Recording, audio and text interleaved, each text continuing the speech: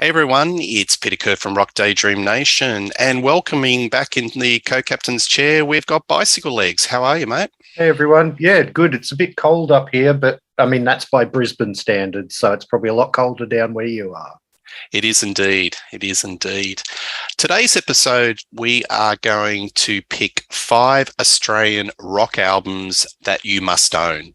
So a bit of a daunting task. Bicyclelegs, why don't you start the list and give me, your first pick? Okay, well, the first one is the one where we agreed I could do a cheat and have a compilation album. Good stuff. And absolutely classic stuff here. The Easy Beats Absolute Anthology.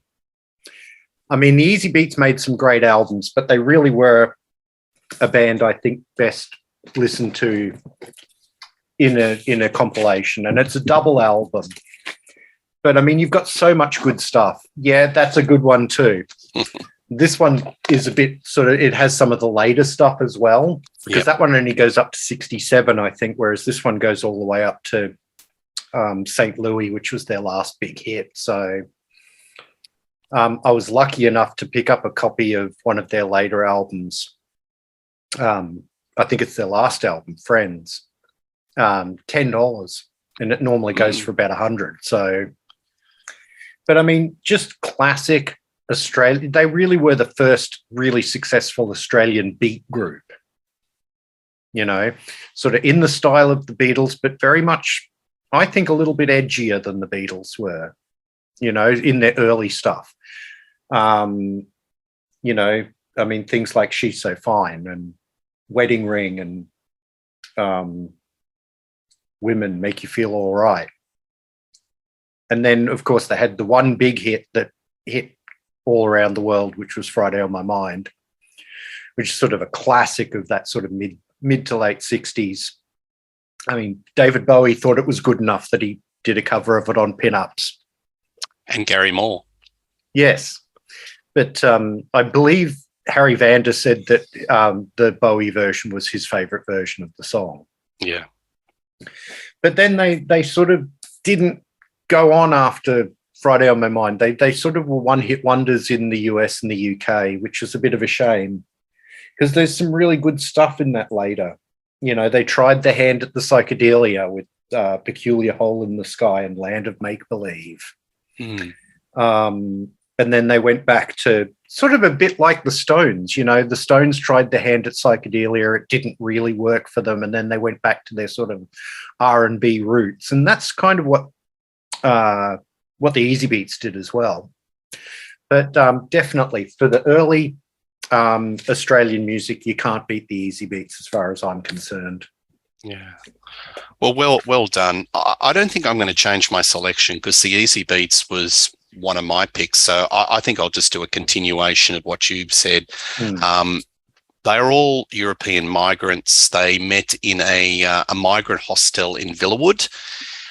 They formed in 1964, and you had a very dynamic, charismatic frontman in Stevie Wright, who, after the Easy Beats, went into a solo career, had a mega hit with Evie's Part 1, 2 and 3, Hard Road, Black Eyed Bruiser, etc., and unfortunately had some major substance abuse issues and various other things, and that's been well documented. But I think the driving force of the Easy Beats was definitely Harry Vander and George Young, supported by Dick Diamond and Snowy Fleet. I think they were just beautifully synchronized. I know that you said they're beat, but I think a lot of it is actually power pop.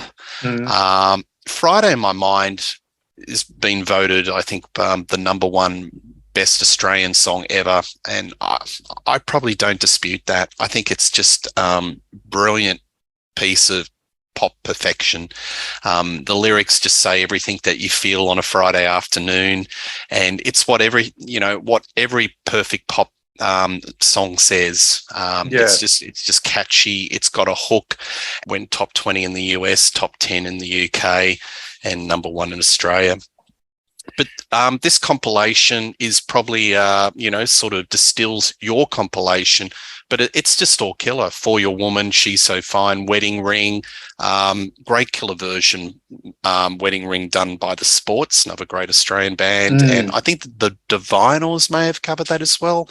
They covered Sorry. Make You Happy. Yeah, Make You Happy, and Friday on My Mind. So I just think they're just one of the great Australian bands, and certainly influenced the next generation of bands. And I think the influence of Vanda and Young from a songwriting and a production perspective of what they learnt through the traps of touring around Europe and America, and investing that into the Albert Studios certainly paid in spades with your AC/DCs, Rose Tattoos and Angels. So look, if you're going to start with an essential Australian album or go to a band where it all started, I think Easy Beats has got to be the first choice. So well done. Yeah, I think that's the band to start with. Oh, absolutely. All right. So what's your next one? My second choice is going to be a debut album from the early 80s, and that is Stone Age Romeos by Hoodoo Gurus. I still think this is the best album they've ever done, although their new album's really good. It's wonderful that they're still going. But, I mean, how would you describe the Hoodoo Gurus? They're kind of garage rock meets power pop, aren't they? They've definitely got a 60s vibe to them. There's a certain sense of humor in the lyrics, or at least in some of them.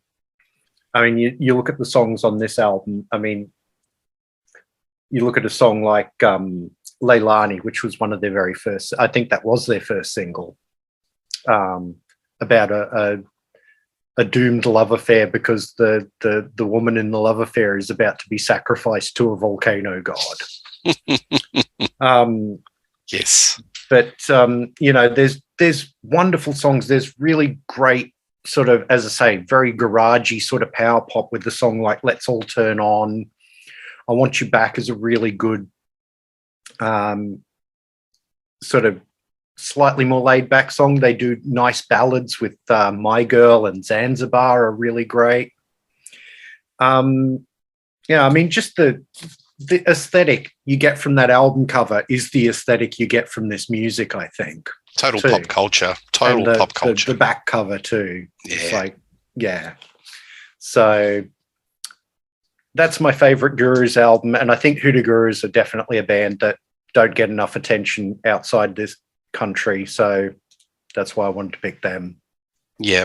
No, that's their best album. I did a show on my ranking the top 3 Hoodoo Gurus, and that's definitely their best album. And I Want You Back is one of my favorite Hoodoo Gurus songs, or Australian rock pop songs of all time. Yeah. But they are a melting. They're just pop culture sponges, bad 60s TV shows, films. But, they've got game. Basically they can actually play. Dave Faulkner is a great singer-songwriter. Brad Shepherd is a guitar hero. Yeah. And, wildly, influenced by, your Jimmy Pages and your Blackmores and Tony Iommi's. I've actually gone to seen various metal shows around town, or Alice Cooper or Deep Purple, and there he is, Brad Shepherd in the side of the Wings, and he's much a fan of that old classic rock as putting it into that sort of framework of a 3-minute sort of power punk or power pop song. Just really catchy as hell. And I think out of all the bands I've seen, I've probably seen them the most. Must have seen them at least 30 or 40 times. And they're touring next month with the Dandy Warhols, supporting that new album, which I haven't got. And I'm really looking forward to seeing it, because I think it got postponed at least 3 times during COVID, so it'll be just great to see the Hoodoo Gurus back. Yeah, but that's a really good. Well, worth picking up the new album. Did a show on the Contrarians where we picked our top 3 albums of 2022 for the first half, and I picked that as one of my 3. And I said in that show that I think it's probably a top 5 Hoodoo Gurus album. Wow. So. Yeah. I've always said that the Hoodoo Gurus after the first 4, they kind of plateaued, but it was a very high plateau. So on that basis, you think that they've actually, it's a step above. It's a notch above. Yeah, I definitely do. Maybe it's just because they've been away for so long. I don't know. But I thought it was a really, really good album. Very strong. Like an old pair of slippers, just put them on, feels comfortable. Good to hear them again.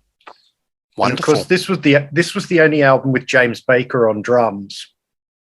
Did you ever hear the single that he put out after Hoodoo Gurus? Maybe. James Baker Experience. Yes, I think I did. Yes. The B-side of that was a song called Born to Be Punched. Right. And it is the silliest thing you've ever heard in your life. Go and find it on YouTube and watch it and have a giggle because it's hilarious. Yeah. And actually, just watch any of the Hoodoo Guru film clips. They're always quite funny, ironic, wacky, all these pop culture sort of symbols thrown in. It's definitely worth seeing. Yeah, no, that's a great choice. Really good. All right. My next choice is if I had to say a lyric, it's better to die on your feet than to live on your knees. Would that, remind you of a particular band? Yes. Oh, absolutely, yes. Midnight Oil, 10 to 1. So this was a bit of an album, so many anthems. It reminds me of growing up as a teenager or young kid in Sydney. And I think that the Oils really hit the sweet spot on that album. So my first experience of the Oils was seeing this album, Head Injuries. And to be quite frank, when I saw the album cover, it was a little bit frightening because it's very confronting. What type of band is this? And you look at the back cover, and it looks like it looks like a punk album. There they are. They're demolishing the front desk at Festival Records, it looks like. So, the early albums like Head Injuries, the self-titled Midnight Oil, Place Without a Postcard, they're all very post-punk. They're very spiky, aggressive. But I think with this album, it had more melody, and it hit the sweet spot. It had more hooks. So they started to use more acoustic guitars. They started to use horns. Their songwriting matured. I think even Peter Garrett, the lead singer, his lyrics were looking at the world stage. Even though his heart was in Australia and a lot of the social injustice issues distilled into the lyrics of that album. Bicyclelegs, when you look at this is like a greatest hits within itself. And it's half of these songs are just regularly in their song set, like Short Memory, Read About It, Screamin' Blue, US Forces, and my favorite, Power and the Passion. Well, US Forces was actually the very first Midnight Oil song I ever heard. I saw the clip for it on Countdown, probably not Countdown because they didn't like that show. But the video clip, I think, may have been on Countdown. Yeah, possibly. Yeah, but that was my introduction to them. I actually did have Place Without a Postcard in my longer list, so that's my personal favorite. Just I love the songs on that album, and great album. There's no doubt that 10 to 1 is an incredible album. And as you say, just song after song that they still play, to this day as they're doing their final shows ever, unfortunately. Yeah, absolutely. And, well, I mean, I kind of understand it. They're not getting any younger. And to do a show like the Oils do, I got to see them in 1993. And the energy from the stage was just palpable. And this was in a bit, this wasn't like in a little pub or something like this. This was Boondall, Brisbane Entertainment Centre, 20,000 people. And you could feel the energy from, their performance in the audience. It was just like you almost were dripping in the sweat that was coming off them. And to be able to still do that at, their age, I kind of understand why they think, let's go out on a high.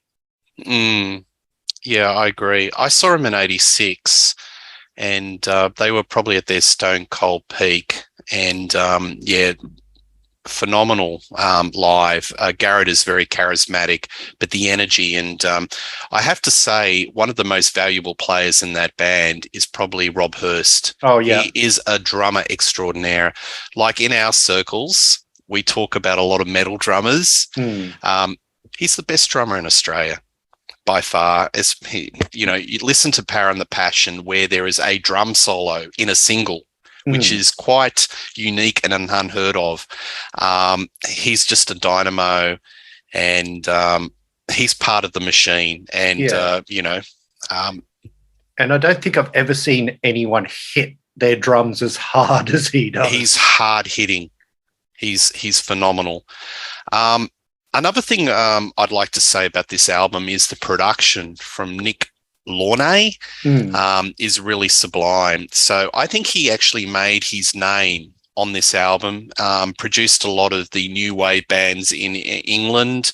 But the production on this is really sparkling. It's bright.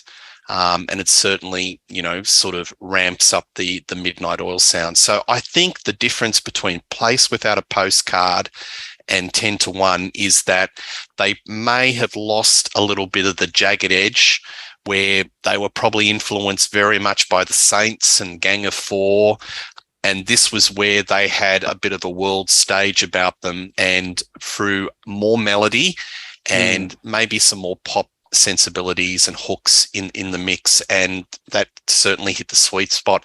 And after that album, this album only went to number 3 in Australia, but every single subsequent album went to number 1. And they started to break it big in America. Diesel and Dust went top 20 or near about platinum. Blue Sky Mine went number 20 or 21, gold, and they had a bit of a following over there. But they're one of the great bands, and that's probably my favorite Midnight Oil album. It's definitely the one where I think they started getting a bit more musically adventurous. Like Power and the Passion, when the horns come in, it just gives a shiver up your spine, especially when it's live. It just gives so much oomph. There were quite a few Australian bands in that era that really weren't shy in, using horns in rock. Hunters and Collectors, they had a horn section. Even the Angels, using a saxophone player. I think it was quite interesting that, a lot of people think of the pub rock or the Australian sound was very guitars, bass and drums. But Midnight Oil were one of those bands that weren't afraid to put a horn section in and just add so much colour and oomph. Now, it's interesting. This is a good segue. It's interesting that you mentioned Hunters and Collectors because they are my next pick. And also, a couple of their horn players did play with Midnight Oil. I'm pretty sure they're playing the horns on Beds Are Burning. Yes, I think you're right. Okay, and so my next pick is the debut again, Hunters and Collectors album. I love this album in particular because this is Hunters and Collectors when they were still really experimental. They were sort of influenced by krautrock. I believe even the name of the band comes from a Can song.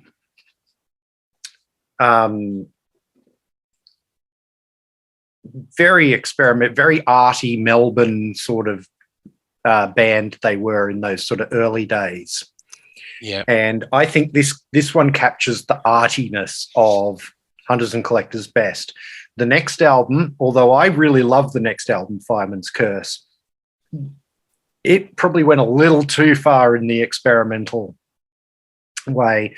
And then they took a complete U-turn after that and went for a more hard hitting sort of pub rock sound.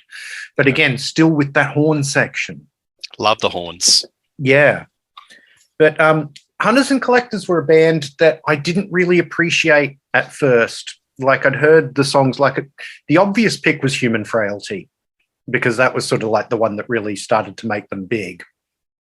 And I remember hearing the songs off that album and thinking, yeah, they're all right. I don't mind them. And then I saw them live. And I saw them. I went to a gig in 1989 called the Concert of the Decade. And it was held under a big circus tent down on the Southport Spit on the Gold Coast. And the lineup was, there was some local band that started, can't say much about them. Then you had Hunters and Collectors, and then you had Crowded House, and then you had Split Ends doing a reunion show. Good lineup. Oh, it was wonderful.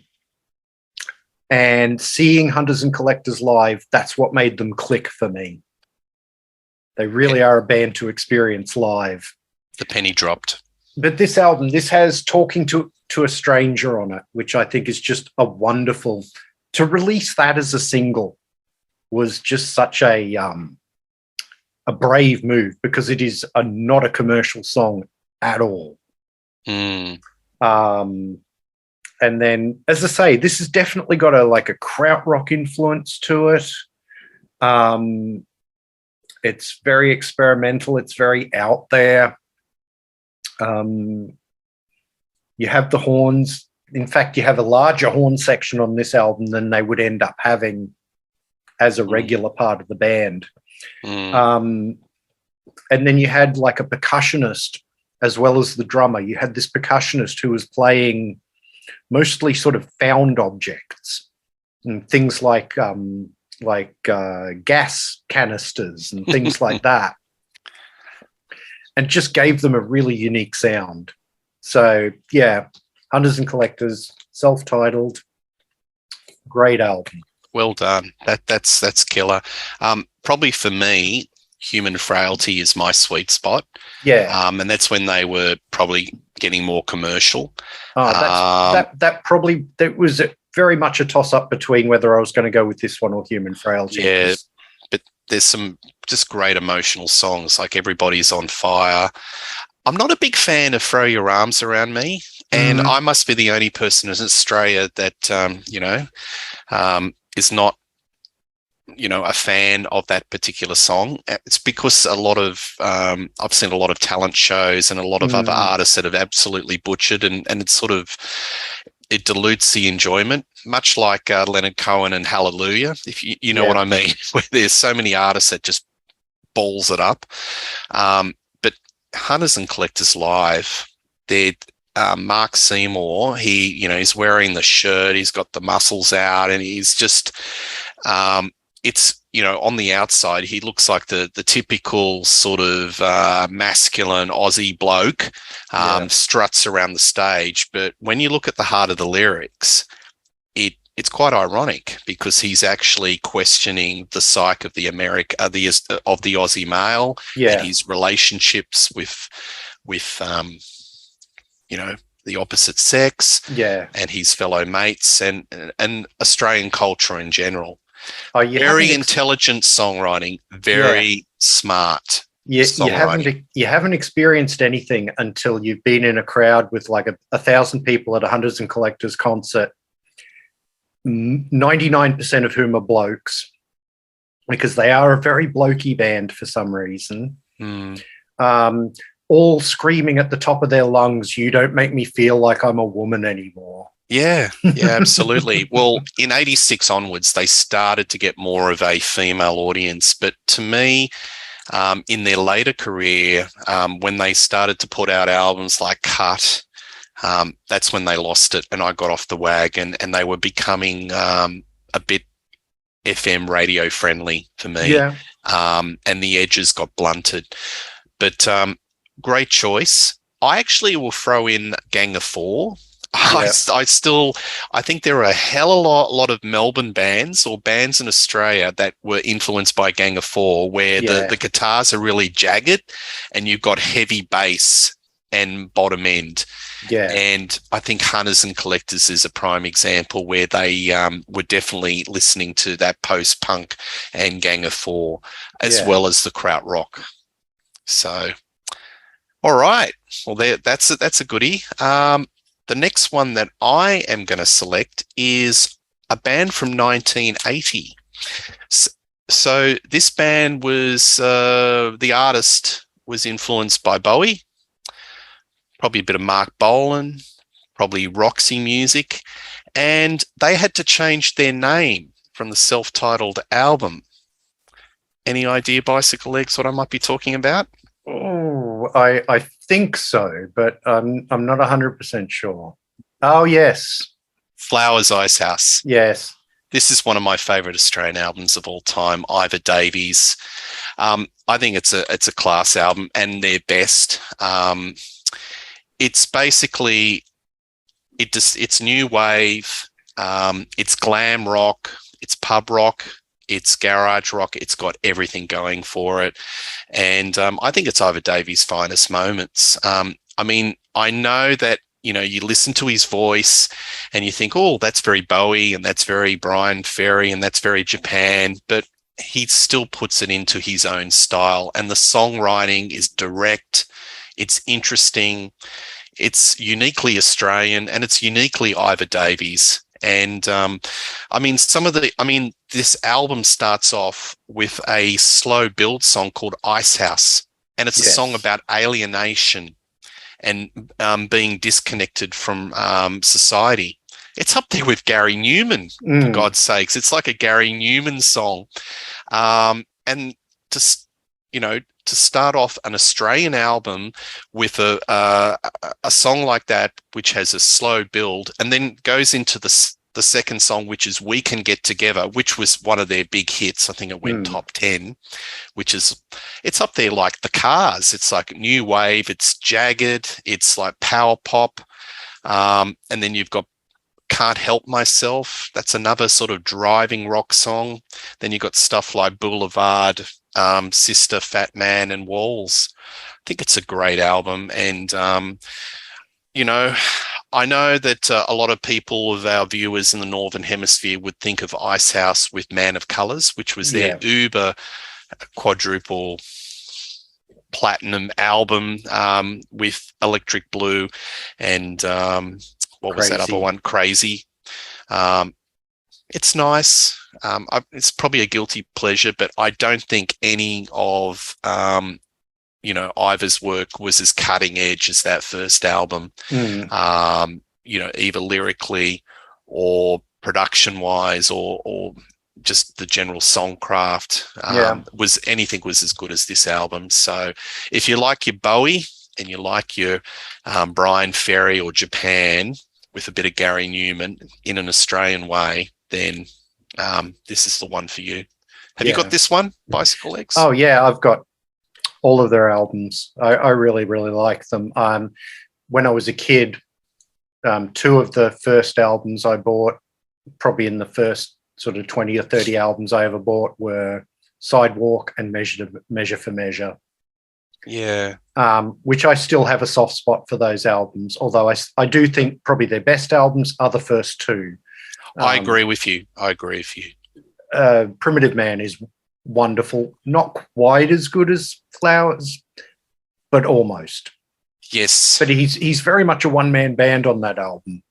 The original Icehouse had basically broken up, and he did most of that album just himself and the producer. He's a very canny operator because, Bicyclelegs, he owns all of the songs. So not many artists in this country can actually claim that they own the rights to their own songs. Yeah. So he does okay. Yeah. Put it that way. And he's still touring.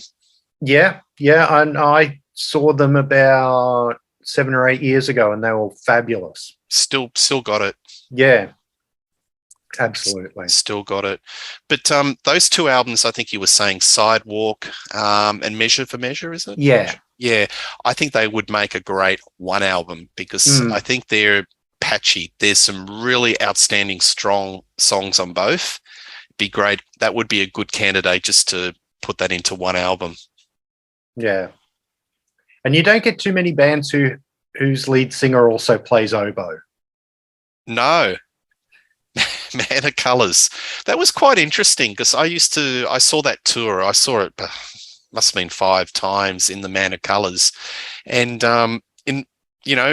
halfway through the show, he pulls out the oboe and does an oboe solo. Very unusual in that Aussie pub rock environment. Yeah, definitely.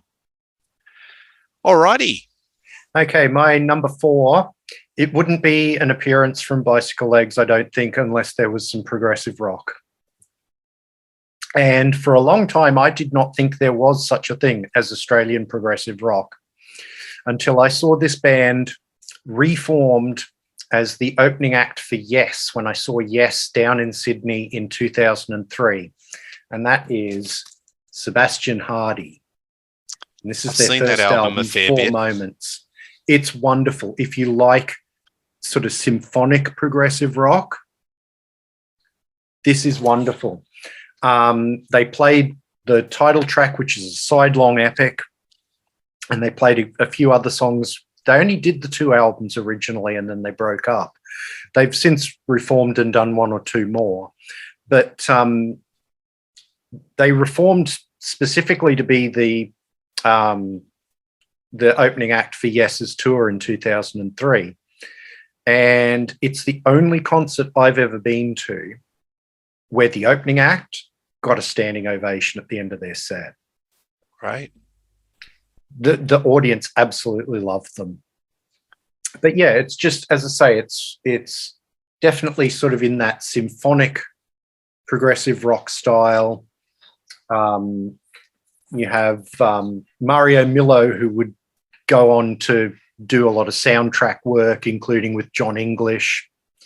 In fact, John English was he produced this album, and he was originally in an early lineup of Sebastian Hardy before they started recording. And and I don't know if you ever remember the Against the Wind mini-series. Yes, and I the do. The song 6 Ribbons. Yep. Yeah, well, Mario Millo wrote that song. Not typical of what's on this album, though. As I say, this album's definitely more that sort of really majestic, symphonic, progressive rock. And as I say, until I saw them opening for Yes, I did not know there was such a thing as Australian progressive rock, because prog rock was never massively popular in Australia, except for the obvious big bands like Pink Floyd and what have you. Yep. But I really recommend this. If you're into progressive rock and you want to check out something Australian, go and listen to Sebastian Hardy. Both of the albums are really good, but this one's probably slightly better than the second one. Very good. You don't know how many record stores I have seen that record and not always wondered what it sounded like and what it's all about, and you've actually described it. So finally. Yes. That's great. Alrighty. Next one is a power pop band formed in the early 80s, and I would just the main protagonists in this band are a pair of brothers, Jeremy Oxley, Peter Oxley, Bill Bilson, and Richard Bergman, and I'm talking about the Sunny Boys. Sunny Boys. Yeah, Great the self-titled. So this is the self-titled album, 1981. It's probably a power pop masterpiece of Australian music. Big hits were probably Alone With You, Happy Man. How would I describe them? Mixture of the Kinks, Flaming Groovies, Beatlesque, bit of Stones, The Remains, garage rock, bit of psych, but definitely power pop. And the thing about the music is the lyrics were very dark because Jeremy Oxley had a lot of demons, personal demons. So where you think power pop is all happy and it's girl meets boy, his songs would take a different angle, and it would be covering all the, sort of torment that was happening in his head, all the frustrations of life. Even when you look at the song titles, My Only Friend, Trouble in My Brain, It's Not Me. It's a beautiful album. It's just every single song is killer. It's just perfect power pop. The playing is just wonderful. I recently saw them live because they did reunite the original lineup, and it's very rare to have an original lineup from a band formed like in the late 70s or early 80s still together. Jeremy's had some issues, mental health issues, and I think there's a documentary that was out about how he was out in the wilderness and he came back into the band.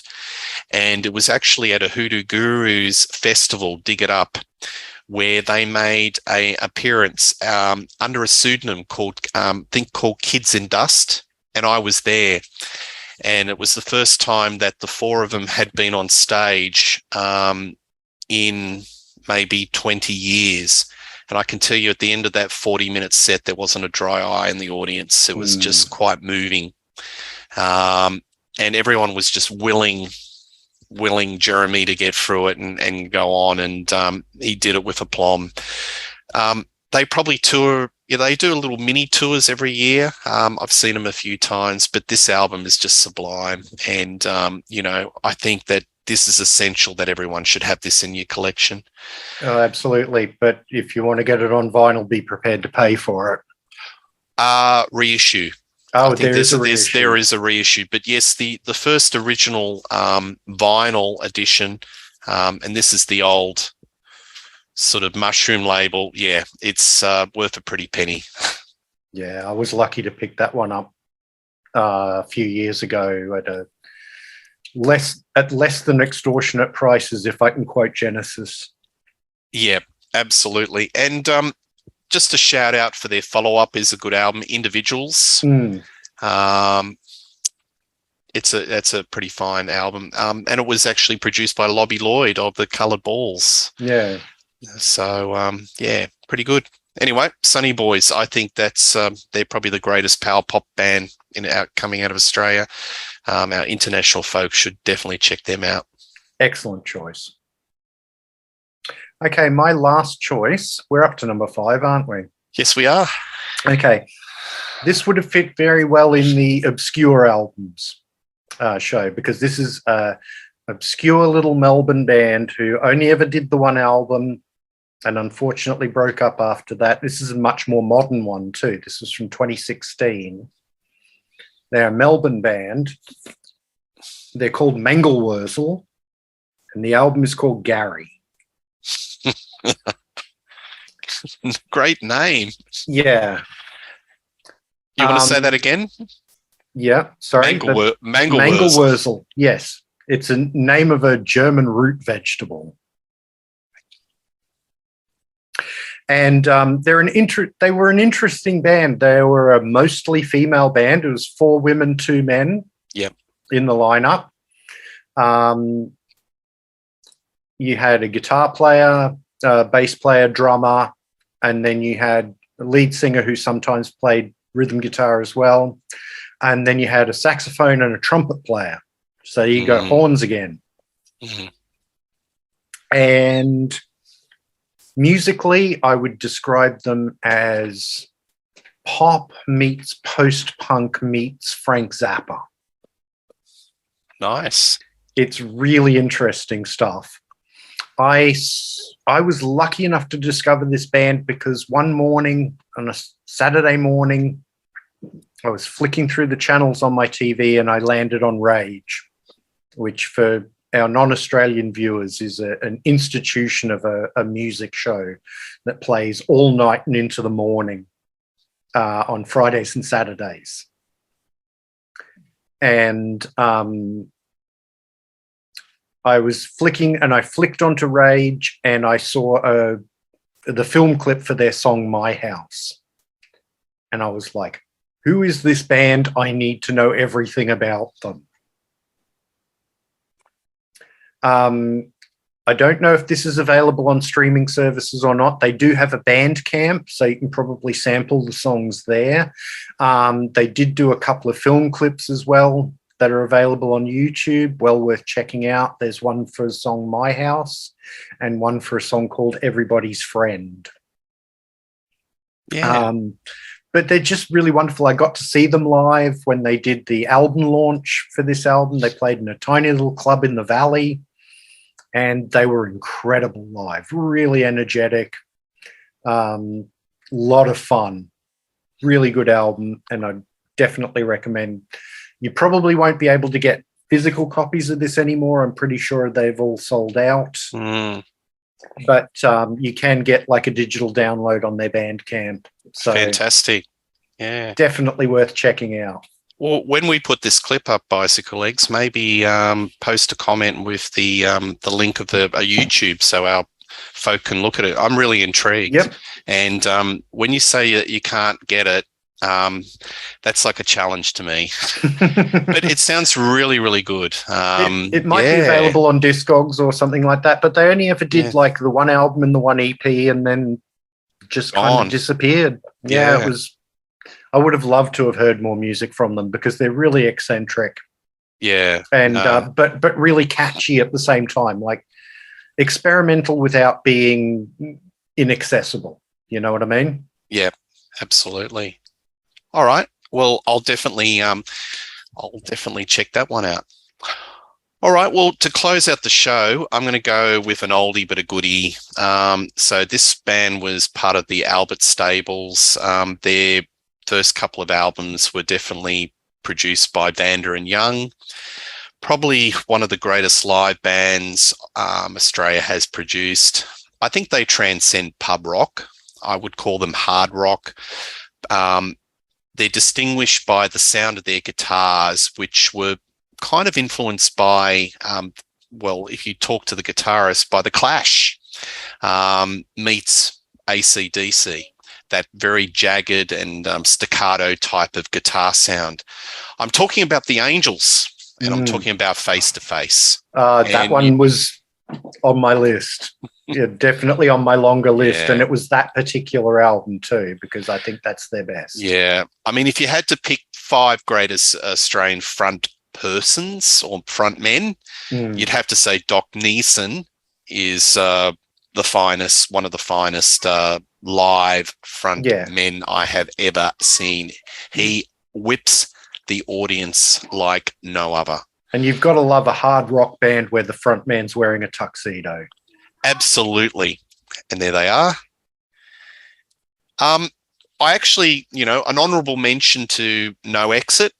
Yeah, great album. Which is another great album. I think these 2 albums are like a staple of their set. So this album, has Marseille, which has been covered by Guns N' Roses and a lot of hair metal bands. After the Rain, which reading the lyrics is actually about the Holocaust. Would you believe? A lot of these lyrics, he was actually a very thoughtful lyricist. I Ain't the One, Coming Down, Live It Up, just brilliant. And if you want to see how good they were live, I think a document would be them live at Narara in 1983 for our international audiences. I think that is a great document of what the Angels were like live, because there's not too many older sort of footage available. But I think if you want to get the essential album out of the Angels, definitely Face to Face is the album for you. Look, they left the Vanda and Young fold, left Albert Stables. They got probably seduced by going to a major label in America, and it didn't sort of work out for them. They were sort of supported a lot of acts that probably didn't align with their music, because they were known as Angel City in the US. Yes. Not to be confused by a band called Angel, which were kind of a happening thing on the Kiss label, the Casablanca label. They had some really bad supporting stints supporting the Kinks. I think they got booted off the tour because they were probably. I heard that they were blowing them off stage, and on the West Coast they were supporting Triumph. You know, the Canadian trio. You couldn't think of two bands that are just more non-aligned. But their music is just aggressive. It's fast. It's furious. It's sort of punky. I know a lot of punks in the day that, you know, they'd have a Sex Pistols album, Bicyclelegs, a Damned, and the Angels, because they love that sort of the Brewsters, that style of guitar. Yeah, and we've got to mention Rick Brewster. I mean, just the anti guitar hero. He would stand on stage with his shades on, stock motionless except for what he was doing with his hands, and completely expressionless. Yep. And I like the way that Doc, you know, the lighting for an Angel show was always dark because he was very influenced by German impressionistic filmmaking and lighting. Yeah. And you go to an Angels concert, it wasn't like a Bon Jovi concert or a metal concert where it's all bright lights. It was actually dim lights. Yeah. And he would be using the shadows, shadow lighting for a fact. And I you know, it was all part of the experience. So I think not only he was just a great frontman, he was a smart frontman. Oh, he was very literate. Absolutely.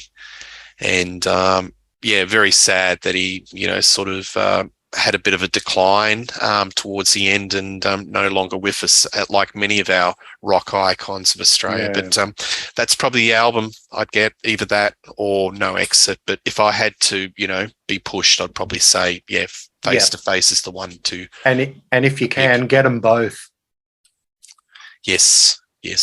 And in the Northern Hemisphere, Angel City. If you're looking up the Angels, Angel City. On some albums, they were Angel City, and on some, they were the Angels from Angel City. So, and they hated both of those names. They loathed them. Yes, indeed. Well, that was great, Bicyclelegs. We've done 5. We will do this again because I think there is a ton of other Australian acts that we could cover. There's so many other bands that we haven't sort of touched upon that I'd like to touch in a conversation, like The Church, Radio Birdmen. Just to the top of my head, Huxton Creepers. There's just so many. I know you've got a list of 20 or so. Yeah, I think we could get at least 1 or 2 shows out of this. Absolutely. All right. Please like and subscribe to Rock Daydream Nation. Please check our Bicyclelegs channel. He's got plenty of great stuff on our like and subscribe. And we'll catch you very shortly. See you soon. Bye.